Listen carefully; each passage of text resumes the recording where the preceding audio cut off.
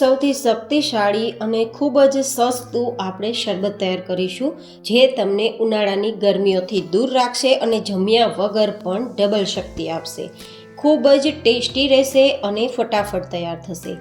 એકવાર બનાવી લાંબા સમય સુધી સ્ટોર પણ કરી શકશો. તો ચલો રેસીપી શરૂ કરીએ. તો જેમના માટે આપણે આજની જે વેરાયટી તૈયાર કરીશું તે દાળિયામાંથી તૈયાર કરીશું. તમે બધા જ જાણો છો કે દાળિયા ખૂબ જ તાકાતવાળા હોય છે, જમ્યા વગર પણ ઘોડા જેવી શક્તિ આપનાર હોય છે. તો અહીંયા આપણે દાળિયાની દાળ લેશું, એટલે કે દાળિયાના ફોતરા કાઢીને પણ લઈ શકો અને રેડીમેડ દાળ પણ લઈ શકો, જે લગભગ 1/4 કપ જેટલી છે, જેને મિક્સર જારમાં લઈ લેશું. સાથે તેટલા જ પ્રમાણમાં સાકર લેશું, એટલે કે 1/4 કપ જેટલી દાળ અને 1/4 કપ જેટલી સાકર. આ ખડી સાકર છે.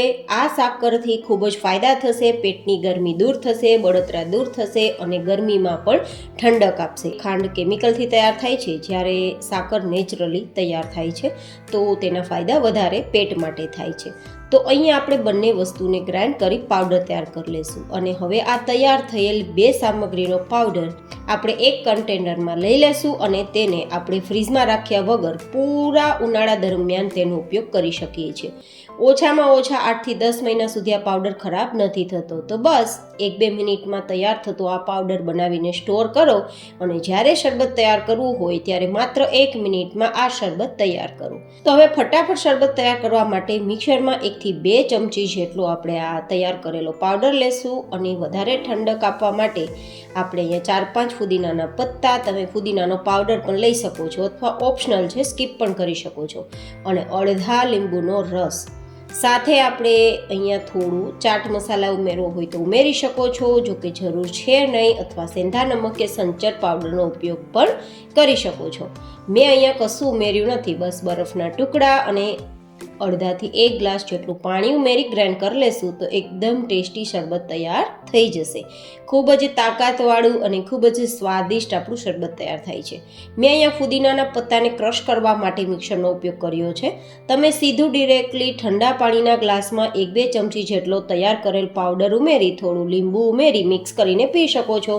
અડધી મિનિટનું કામ છે, પણ ખૂબ જ તાકાત આપશે. તો તમે ઓફિસમાં જોબ કરતા હોય તો ત્યાં લઈ જઈ શકો છો, બાળકોને સ્કૂલમાં પણ આપી શકો છો, અથવા તો એક્ઝામ ટાઈમે બાળકોને પાણીની જગ્યાએ બોટલમાં ભરીને આપશો તો એ રિફ્રેશ પણ રહેશે અને તેમને ઠંડક પણ મળશે.